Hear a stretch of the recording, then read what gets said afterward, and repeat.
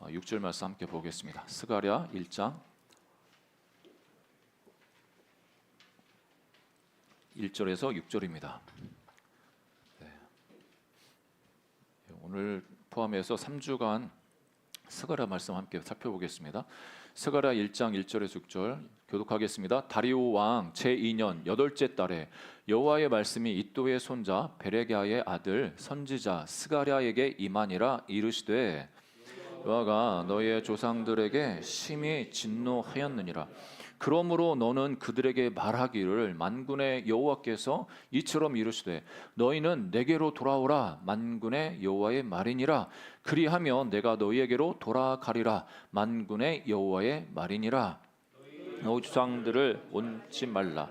옛적 선지자들이 그들에게 외쳐 이르되 만군의 여호와께서 이같이 말씀하시기를 너희가 악한 길 악한 행위를 떠나서 돌아오라 하셨다 하나 그들이 듣지 아니하고 내게 귀를 기울이지 아니하였느니라. 여호와의 말이니라. 너희 조상들이 어디 있느냐? 또 선지자들이 영원히 살겠느냐?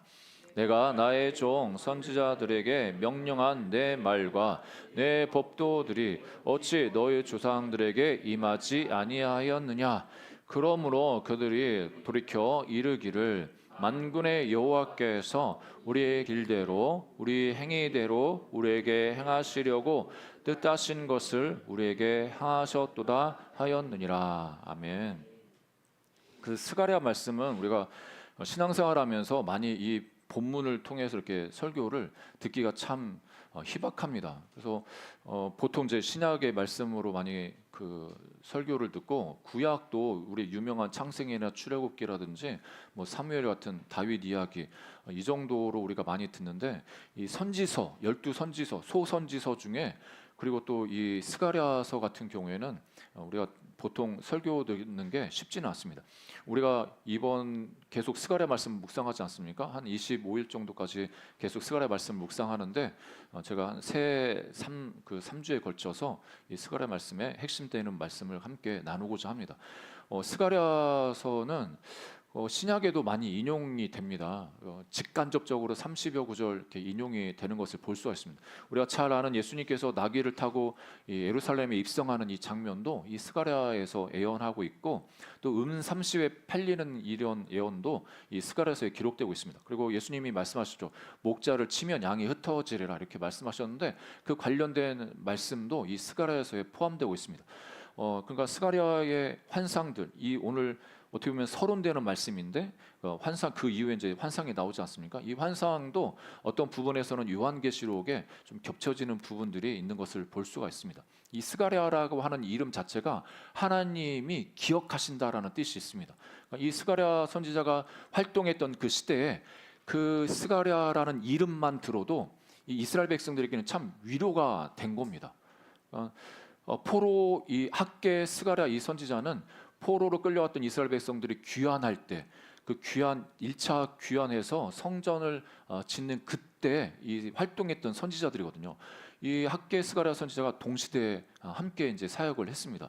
그러니까 스가랴 같은 경우에 그 이스라엘 백성들이 이 스가랴라는 이름만 들어도 하나님이 우리를 기억하시는구나.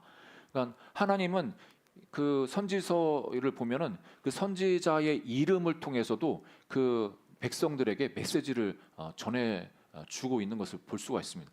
그러니까 우리가 생각할 때 하나님이 우리를 잊어버리고 우리 민족을 잊어버리고 우리 기도도 듣지 않으시고 기억하지 않는 것처럼 그렇게 의심이 되면서 불안할 수가 있죠.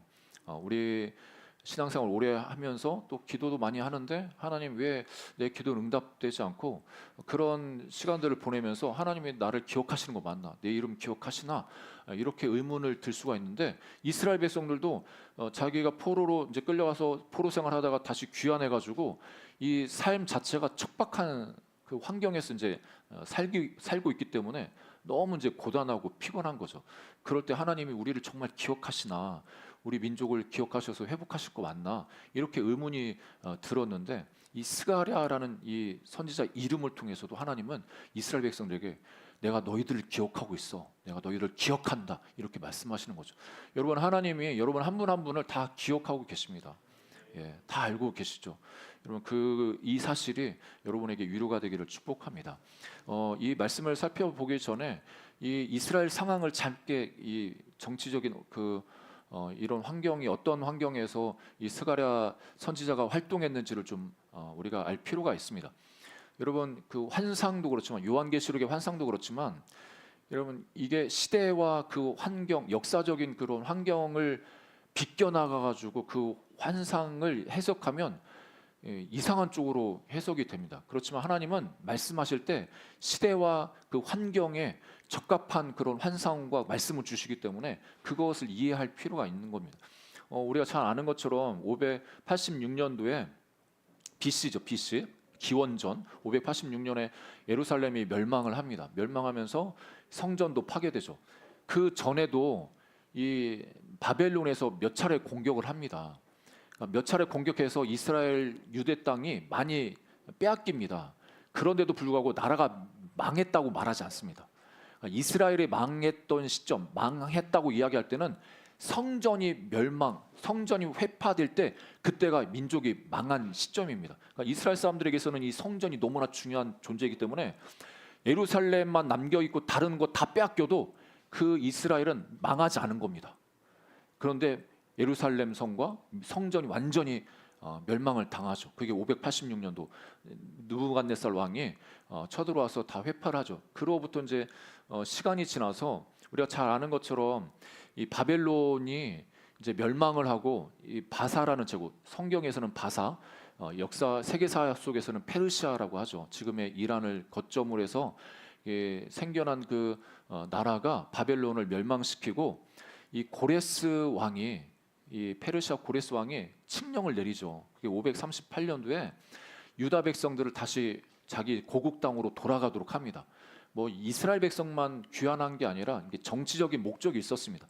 그 나라들을 잘 통치하기 위해서 그 나라가 섬기는 그 신, 그 종교를 인정하는 그런 정책을 폈기 때문에 이 고레스 칙령을 선포를 하죠. 그래서 이제 이스라엘 백성들이 포로 생활, 그 바벨론 그 지역에 포로 생활하던 이 사람들이 다시 고국 땅 예루살렘으로 돌아옵니다. 여러분 잘 넘겨주셨습니다. 여러분 그 이스라엘이 지금 예전에 이란도 공격하고 그랬잖아요. 지금도 관계가 안 좋은데 그런데 이스라엘 사람들은 중에는 이 이란의 이 고레스 왕을 되게 기억하고 감사하게 여깁니다. 실제로 지금도 이스라엘 사람들은 이란 나쁜 놈들 하지만 이란의 그 페르시아의 고레스 왕 그 사람은 우리의 구원자다. 이 생각이 있어서 감사의 마음을 갖는다고 합니다. 아무튼 이 고레스 칙령을 의해서 이제 스룹바벨 총독 지도하에 돌아오죠. 그러면서 이제 성전 기초가 놓아지면 성전 건축이 이루어집니다. 그런데 우리가 잘 아는 것처럼 오랫동안 이민 생활하다가 자기 땅, 자기 고향에 돌아와도 삶의 기반이 없으면 지금 내 먹고 사는 문제도 크고 그리고 어떻게 보면 외세적으로 이 이스라엘 민족을 되게 경계하는 민족들, 이방 민족들이 많았기 때문에 회방을 많이 받습니다. 그러니까 지금도 이스라엘을 못마땅해 하는 여러 나라 많지 않습니까? 그러니까 이때 당시에도 이스라엘이 되게 눈의 가시처럼 보였던 그런 존재였습니다. 그러니까 이방의 나라들이 이 성전 건축한다고 하지, 성벽을 재건한다고 하지, 야 이거 무슨 꿍꿍이 속에 있는 거야. 얘네들이 이걸 통해서 자기 민족이 다시 독립을 하려고 그렇게 모의하는 거야. 이렇게 오해를 하고 그리고 페르시아 왕에게 계속 상소를 하죠. 고발을 하죠. 이 뭐 왕이 칙령을 내려가지고 이렇게 건축하라고 하는 거 뭐 이 사람도 이렇게 말하는데 진짜인지 시간이 지나면서 이게 진짜인지 다시 페르시아 왕에게 그 사실을 확인하라고도 하죠. 그러면서 이제 성전이 이제 중단이 돼서 520년에 이르릅니다. 오늘 이제 말씀의 배경인데 520년 BC 520년 이때 당시에는 페르시아 왕이 바뀌어서 다리오 왕이 치리했던 2년째 되는 해인데 다리오 왕 2년 6월 정도에 먼저 하나님이 학계를 통해서 이스라엘 백성들을 일깨웁니다. 야 너희들 이렇게 성전 건축을 멈추고 이렇게 있으면 안 돼. 성전을 건축해야 돼. 다시 재건해야 돼. 이렇게 말씀을 선포하죠. 그래서 이스라엘 백성들 사이에 자기 코가 석자인데 지금 성전 뭐 이렇게 세우는 거 이거 너무나 힘든데, 그래서 자포자기하고 있고 그런 상황에서 학개의 말씀을 듣고 이제 우리가 다시 하나님의 성전을 건축하자. 그래서 으쌰으쌰하고 하는 그런 분위기, 그런 상황에 이제 놓여집니다. 그래서 이제 2달이 지나서 다리오 왕 제2년 8월, 오늘 본문의 말씀의 1절에 그렇게 8월이라고 8째 달이라고 하죠. 난데없이 스가랴라는 선지자가 또 나와서 하나님 말씀을 선포하는데, 이 선포의 말씀이 야, 너희들 잘한다. 그래, 건축 잘하고 있어. 너희들 삶이 힘들고 어려운데도 불구하고 먼저 성전 짓는 거 너 너무 잘하는 거야. 이렇게 칭찬하는 말씀을 선포하는 게 아니라, 이 스가랴가 하나님께서 말씀을 주셨는데 먼저 선포한 말씀이 오늘 핵심되는 말씀, 회개하라. 너희들 돌아와야 돼. 이렇게 선포하는 거죠.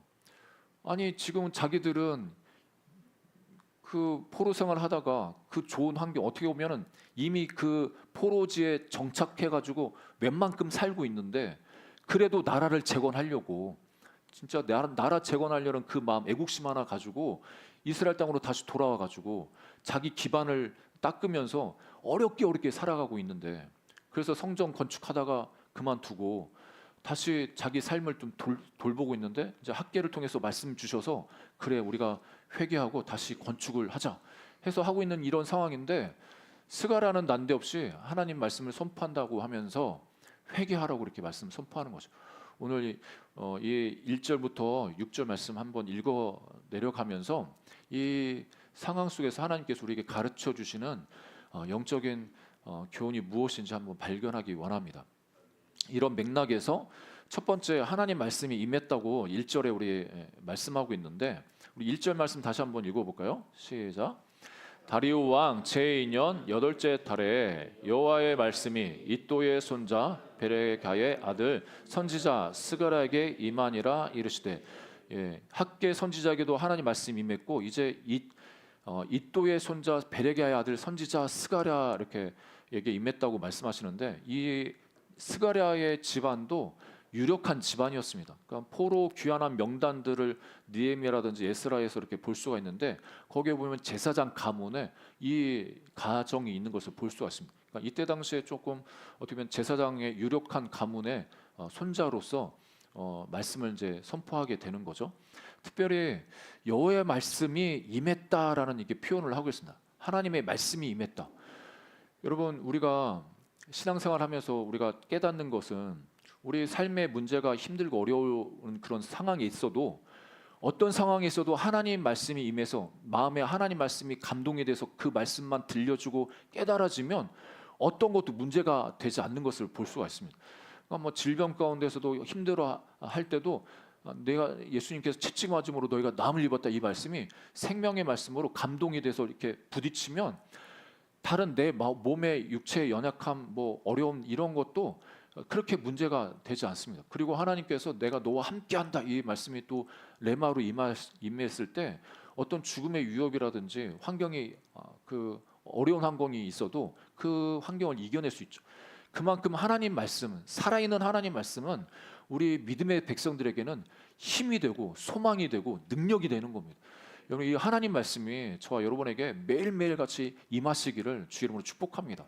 저는 간절히 기도하는 것은 저 자신에게도 하나님 매일매일 그 하나님 말씀이 좀 내 삶 가운데, 내 마음 가운데 임하게 해 주십시오 간구합니다.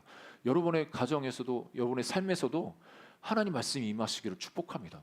그 말씀이 그냥 뭐 단지 가만히 넋놓고 있다고 이렇게 말씀이 위에서 뚝 떨어지는 게 아니라 찾는 과정이 있어야겠죠. 우리가 하나님의 말씀을 찾는 과정, 그게 바로 매일매일 이제 큐티하고 묵상하는 거 아니겠습니까? 성경 읽고 그런 과정들을 통해서 하나님이 어느 순간에 그 읽는 그 말씀, 듣는 그 말씀을 통해서 우리에게 임하시는 거죠. 히브리서 1장 1절에서 2절에 보면 하나님이 이렇게 말씀하십니다. 우리 함께 읽어볼까요? 히브리서 1장 1절에서 2절입니다. 시작. 옛적의 선지자들을 통하여 여러 부분과 여러 모양으로 우리 조상들에게 말씀하신 하나님이 이 모든 날 마지막에는 아들을 통하여 우리에게 말씀하셨으니, 이 아들을 만유의 상속자로 세우시고 또 그로 말미암아 모든 세계를 지으셨느니라. 그러니까 우리가 생각할 때 하나님이 우리에게 지금도 말씀하시나 우리에게 의문을 가질 수 있지만 분명하게 하나님께서 말씀하실 구약에서는 옛날 선지자를 통해서 여러 모양으로 꿈 뭐 이런 여러 모양으로 말씀하셨다면 이제는 예수 그리스도를 통해서 우리에게 말씀하신다고 정확하게 말하고 있습니다. 여러분 예수님이 지금도 살아서 역사하셔서 저와 여러분에게 말씀하십니다. 그 예수님은 진리의 영을 우리에게 보내주시겠다고 약속하셔서 우리 안에 있는 진리의 성령님께서 우리에게 말씀하십니다. 그 말씀을 들을 수가 있습니다. 양심을 통해서 그 하나님의 음성을 들을 수 있고 또 선포되는 말씀을 통해서 들을 수 있고 또 우리가 읽는 기록된 말씀을 통해서도 하나님의 음성을 들을 수가 있습니다. 여러분 그 하나님의 음성이 들려지시기를 주 이름으로 축복합니다. 예, 아모스 3장 7절을 보니까 아모스가 하나님이 어떻게 일하시는지 그 비밀스러운 이야기를 하는데 기록되진 않았습니다. 주 여호와께서는 자기의 비밀을 그 종 선지자들에게 보이지 아니하시고는 결코 행하심이 없으시리라. 그러니까 하나님이 구약에 하나님의 역사를 이루실 때 선지자를 택하셔서 그 선지자에게 먼저 하나님의 비밀을 보여주신다는 거예요. 다른 사람은 몰라. 근데 그 사람만은 알아. 하나님이 그 선지자에게 특별한 은혜를 받은 거죠. 이때 당시 선지자, 구약의 선지자들은 정말 다른 사람들은 영적인 세계를 잘 몰라가지고 어떤 일이 지금 이 세상에 이루어지고 있는지 모르는데 하나님은 그 선지자에게 하나님이 생각하고 있는 그 계획을 보여주시는 거예요. 얼마나 영광스럽습니까? 여러분. 지금도 여러분에게 보여주시기를 축복합니다. 할렐루야. 예, 근데 이 비밀이 어떤 비밀이었냐? 바로 이 땅에 예수 그리스도 메시아가 임하고 오실 거에 대한 비밀을 가르쳐 주셨죠. 그러니까 우리는 지금 이 시대는 이제 하나님이 성령을 통해서 예수 그리스도 안에 들어온 우리 모두에게 그 비밀을 이제 완전히 공유해 주신 겁니다. 그러니까 이 구약 시대 때는 특별한 사람에게만 그게 주어졌다면 이제는 이 시대에는 성령을 소유하고 있는 내 안에 성령님을 모시고 있는 그 하나님 백성들에게는 이 하나님의 비밀을 가르쳐 주신다고 말씀하시는 겁니다. 여러분 그런 하나님의 비밀을 깨달아지는 은혜가 있기를 주 여러분 축복합니다. 이 두 번째는 그 오늘 핵심 말씀인데 내게로 돌아오라고 이렇게 말씀하시면서 너희들이 내게로 돌아오면 내가 너희한테 돌아가겠다고 말씀하십니다. 그게 2절 3절 말씀인데 함께 읽어보겠습니다. 여호와가 너희의 조상들에게 심히 진노하였느니라. 그러므로 너는 그들에게 말하기를 만군의 여호와께서 이처럼 이르시되 너희는 내게로 돌아오라. 만군의 여호와의 말이니라. 그리하면 내가 너희에게로 돌아가리라. 만군의 여호와의 말이니라. 아까도 말씀드렸지만 이때 지금 이 상황에서 이 사람들은 어떻게 보면 좀 지쳐 있는 상황이고 그럼에도 불구하고 주의 학계를 통해서 말씀이 선포돼서 성전을 건축해야 한다니까 그래도 성전 건축하기 위해서 자기의 뭔가 우선순위를 바꿔서 열심히 하고 있는 그런 상황인 겁니다.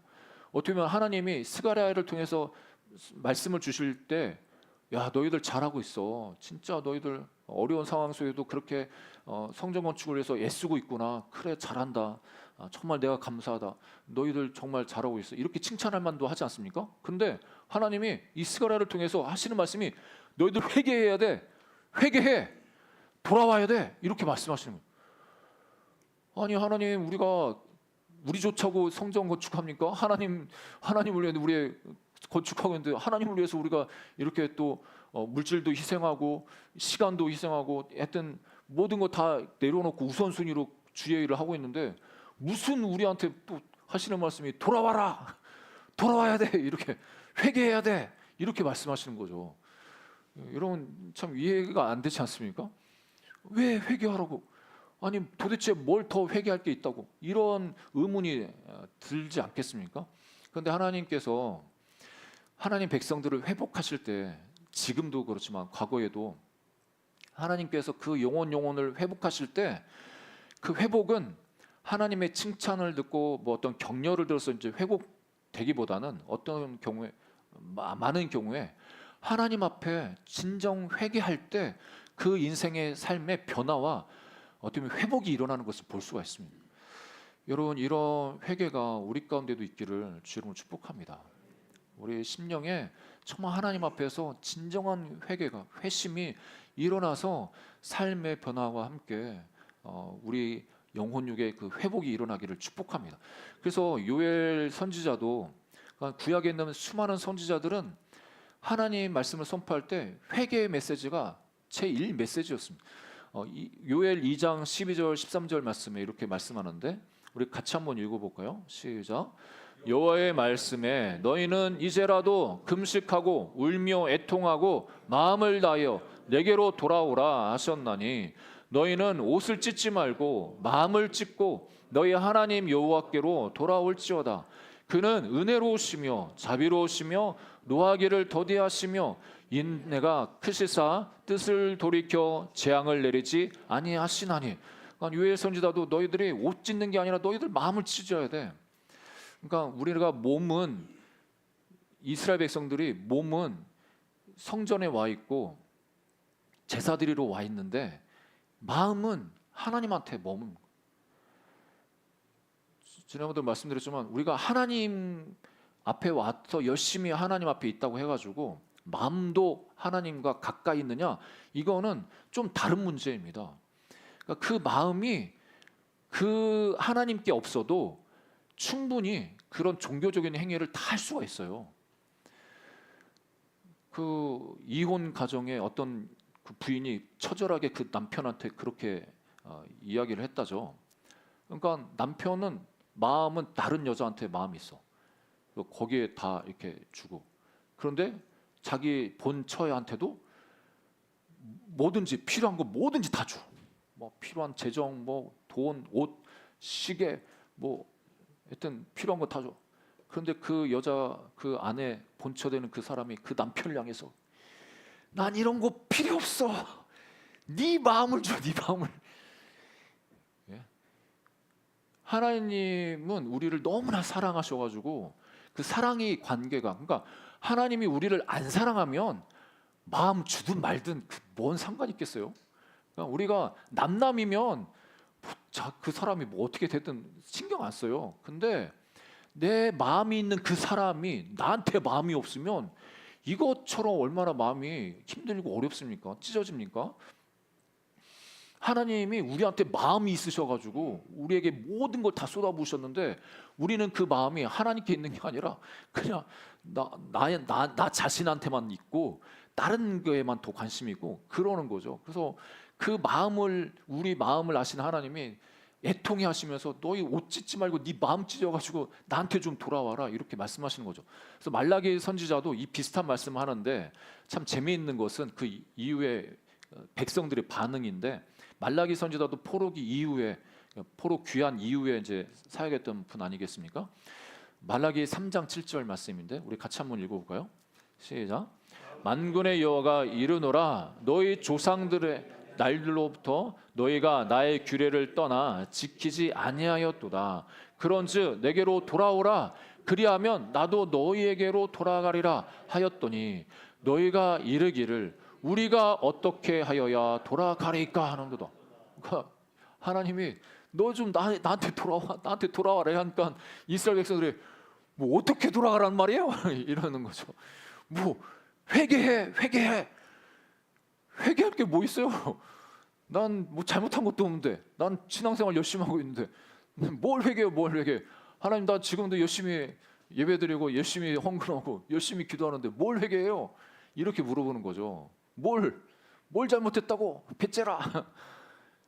하나님은 네 마음이 없잖아. 네 마음이 나한테서 떠났잖아. 네 마음은 너 자신만을 위하잖아. 나를 찾는 이유도 결국에는 너 때문에 그렇잖아. 하나님의 절규가 있는 거, 절규. 그러니까 하나님은 너무 우리를 사랑하셔서 우리가 다른 것 없어도 우리 마음에 하나님을 향한 그 마음을 가지고 하나님 사랑하면서 그렇게 주 앞에 나오기 원하는데 그렇게 하지 않는 거예요. 그러니까 이스라엘 백성들도 그래, 하나님 뭐 번제 원하세요? 화목제 원해요? 그래요, 드려. 하나님께 드리지 뭐. 그런데 마음은 하나님께 없어. 그냥 내 좋은 것 취하고, 하나님은 내 영광을 위해서, 내 뭔가를 위해서 존재하는 수단뿐이지 하나님 자체가 목적이 아닌 거예요. 그러니까 그렇게 그런 백성들이 하나님의 마음을 어떻게 알겠습니까? 그래서 어떻게 해야 우리가 주님께 돌아갑니까? 물어보는 겁니다. 스가랴로 넘어와서 그렇다면 돌아오라고 할 때 그러면 그 돌이키는 게 뭐냐 할 때 4절에 이렇게 말씀하시죠. 4절에 우리 같이 한번 읽어보겠습니다. 시작. 너희 조상들을 본받지 말라. 옛적 선지자들이 그들에게 외쳐 이르되 만군의 여호와께서 이같이 말씀하시기를 너희가 악한 길 악한 행위를 떠나서 돌아오라 하셨다 하냐. 그들이 듣지 아니하고 내게 귀를 기울이지 아니하였느니라 여호와의 말이니라. 그러니까 너희들 조상들 좀 생각해봐. 그 조상들이 했던 거 본받지 마. 그 본받지 마 하면서 하시는 말씀이 너희 그 조상들한테 하나님이 계속적으로 너 악한 길에서 악한 행위에서 떠나야 돼 이렇게 말씀하시는 거죠. 그럴 때 이제 귀를 기울이지 않았다고 말합니다. 여기서 악한 길이라고 하는 것은 길이라고 하는 것은 어떤 삶의 태도, 방향, 습관의 경향성을 이야기합니다. 그러니까 악한 길로 갔다는 것은 하나님을 향해서 마음이 하나님을 향해 있고 하나님께 가려고 하는 그런 게 아니라 하나님을 등지고 내가 원하는 방향으로 가는 그 모습이 악한 길인 겁니다. 하나님이 원하고 기뻐하시는 그 길로 가는 게 아니고 하나님을 향해서 가는 게 아니고 하나님이 원하지 않는 것, 계속 그 반대 방향으로 계속 하나님 등지고 그렇게 살아가는 것, 그게 악한 길이라고 말씀하시죠. 그다음에 악한 행위는 그 길에서 악한 길로 갈 때 나타나는 그 모든 행위, 그 결과물인 거죠. 그래서 이스라엘 백성들은 우상 숭배했고 우상 숭배뿐만 아니라 사회적으로는 가난한 자를 압제했고 재판에서 뇌물 수수도 했고 성적으로 타락했고 또 절기 안식일 이런 것도 무시하고 계속 반복적으로 고의적으로 그 죄악을 지었습니다. 죄악이 습관화된 거예요. 그 습관처럼 죄를 범하는 거죠.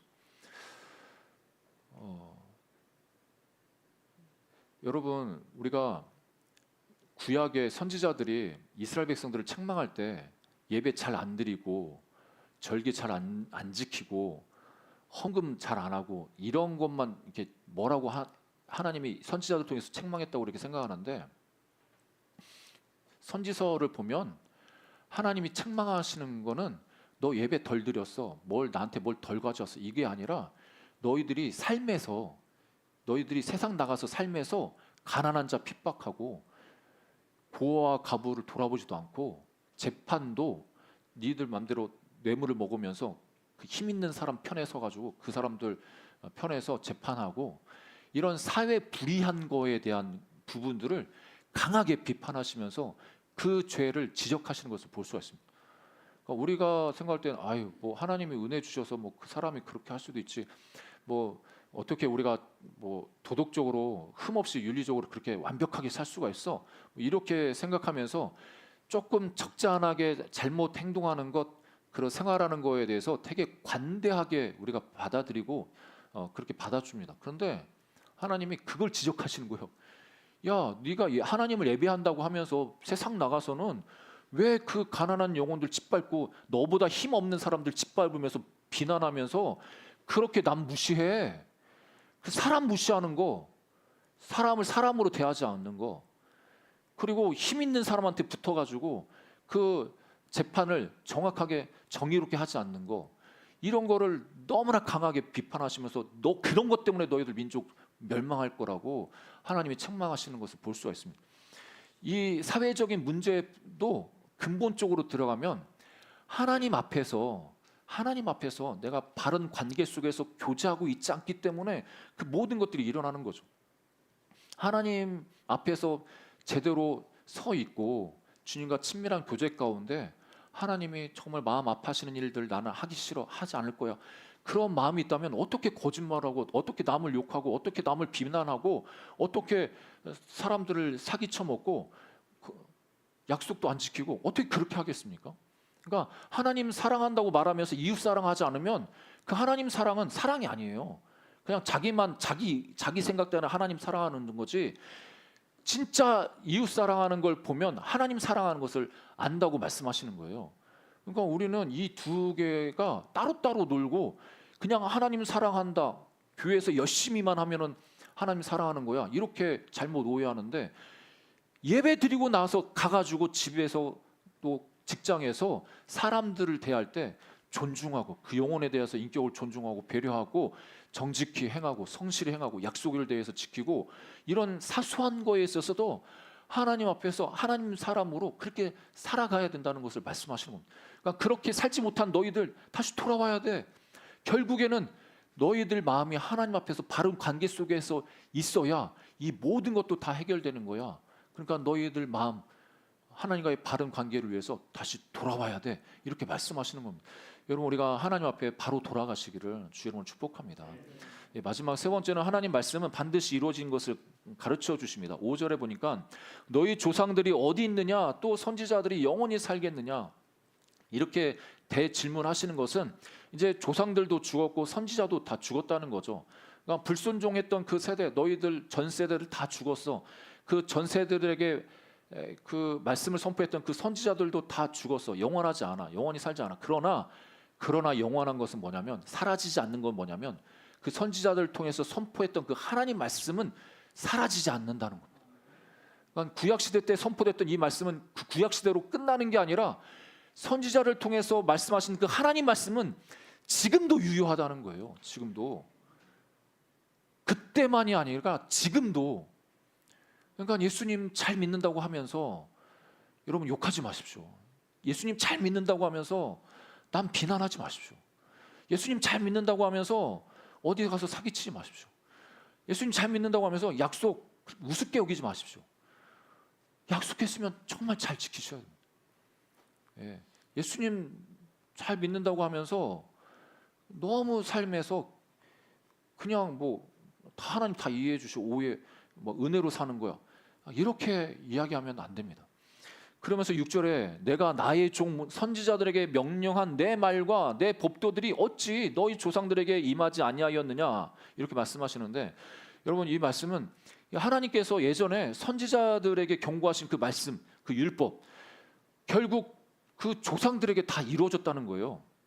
하나님 하신 말씀이 헛되지 않다는 거예요. 그러므로 그들이 돌이켜 이르기를 만군의 여호와께서 우리 길대로 우리 행위대로 우리에게 행하시려고 뜻하신 것을 우리에게 행하셨도다. 그러니까 하나님이 경고하셨죠. 너희들 이렇게 계속 이렇게 살면 결국에 망할 거야. 너 심판받을 거야. 그런데 하나님은 그렇게 말씀하신 대로 이 조상들이 심판받았어요. 징계받았어요. 그래서 나라도 망하고 이국 땅으로 끌려가고 그러니까 그 하나님이 말씀하신 그대로 이루어진 거예요. 너희들 돌이키지 않으면 이 재앙 너희들 향한 재앙이 너희들에게 임할 거야. 돌이키지 않아서 그런 결과가 일어난 거죠. 여러분 우리가 이 말씀은 우리에게 무엇을 말씀하시냐면 하나님 말씀은 반드시 이루어지는 것을 말씀하신 뿐만 아니라 그 하나님 말씀이 반드시 이루어지기 때문에 하나님 앞에 돌이킬 시간은 바로 지금이라는 거예요. 지금 뭐 다음에 내가 이거 어떤 잘못을 계속 누리고 계속 내 만족을 위해서 어떤 계속 그 상태로 그 죄악된 상태로 계속 가다가 어느 시점에 그냥 돌이키고 회개해야지 이게 아니고 그런 생각을 꿈도 꾸지 말고 지금 너희들 돌이켜야 돼. 지금 너희들이 잘못했다고 하는 그거에 대해서 바로 돌이키라고 말씀하십니다. 여러분 우리가 회개할 때가 있는데 바로 지금이 회개할 때인 것을 말씀하시는 겁니다. 여러분 지금 바로 하나님 앞에 우리 마음을 돌이켜서 우리 마음을 온전히 하나님께만 드리는 우리 모두가 되기를 주의 이름으로 축복합니다. 이 말씀을 의역해서 다시 한번 말씀드리면 5절 6절에 그 풀어서 말씀드리면 이런 겁니다. 너희 조상들도 죽고 선지자들도 떠났지만 하나님 말씀은 살아서 그대로 이루어졌어. 결국 조상들도 하나님께서 우리 행위대로 심판하신 게 맞다고 인정할 수밖에 없었지. 그러니 지금 너희는 어떻게 할래? 조상들이 하나님 말씀 어겨가지고 돌이키라고 하는 그것도 무시하고 계속 그러다가 그렇게 멸망했는데 그러면 너희들은 지금 어떻게 할래? 이렇게 물어보시는 거예요. 우리는 당연히 주여 제가 여기 있습니다. 제가 주님께 돌아갑니다. 내 마음을 주 앞에 드립니다. 이렇게 고백할 수 있는 우리 모두가 되기를 주의 이름으로 축복합니다. 그러니까 이 이스라엘 백성들이 포로로 생활하다가 다시 고국 땅에 돌아가지고 열심히 성전을 건축하기 위해서 노력하고 있는데 그런데 하나님 보실 때 그냥 행위만 뭔가 건축한다고 열심히 이렇게 했지 그 마음은 하나님께 별로 없는 거예요. 중요한 건 뭐냐? 너희들 나와의 관계야. 그러니까 우리가 보통 그렇죠. 그 교회에서도 봉사 열심히 하다가 열심히 하는 건 너무나 좋은데 하나님과의 관계에 소홀해가지고 그 관계가 끊어진 건 아니겠지만 너무 소원해져 버리는 그런 경우가 있지 않습니까? 그러니까 그거 봉사도 하는 거 중요하고 섬기는 것도 중요한데 더 근본적으로 중요한 게 뭐냐면 하나님과 친밀한 교제.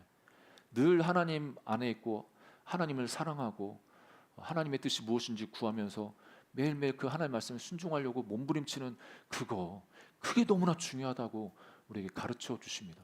우리가 하나님과 올바른 관계, 친밀한 교제를 회복하는 우리 모두가 되기를 주의 이름으로 축복합니다. 말씀이 이렇게 결론 맺고 있습니다. 민수기 23장 19절에 하나님은 사람이 아니시니 거짓말을 하지 않으시고 인생이 아니시니 후회가 없으시도다. 어찌 그 말씀하신 바를 행하지 않으시며 하신 말씀을 실행하지 않으시랴. 이사야 40장 8절에도 푸른 마르고 꽃은 시드나 우리 하나님의 말씀은 영원히 서리라 하라. 하나님 말씀은 영원하십니다. 우리에게 그 영원한 그 하나님 말씀에 접붙임 받기를 원하십니다. 뿌리 내리기 원하십니다. 그 영원한 하나님 말씀에 뿌리 내려야 우리의 심령도 우리의 영혼도 영원합니다. 새 힘을 얻습니다. 그 영원하신 말씀이 우리를 붙잡고 이 험한 세상에서 우리를 지켜주십니다. 승리하게 하십니다. 이 하나님 말씀이 저와 여러분을 자유케 하시고 승리케 하시는 그 은혜를 누리시기를 주의 이름으로 축복합니다. 그 하나님 말씀에 사로잡혀서 매일매일 기쁨과 평강이 넘치시기를 주의 이름으로 축복합니다. 자, 함께 기도하겠습니다. 하나님, 우리가 매일매일 하나님 앞에 서겠습니다. 주님 말씀 앞에 서겠습니다. 그 하나님 말씀 절대 변하지 않는 그 하나님 말씀에 우리 마음을 뿌리를 두게 해주시고 또 우리가 하나님을 향해서 마음을 돌이켜야 될 부분들이 있다면 다시 한번 우리 마음을 돌이켜서 주님 앞에 나가기 원합니다. 우리를 받아 주옵소서. 주님과 친밀한 교제를 다시 한번 회복시켜 주옵소서.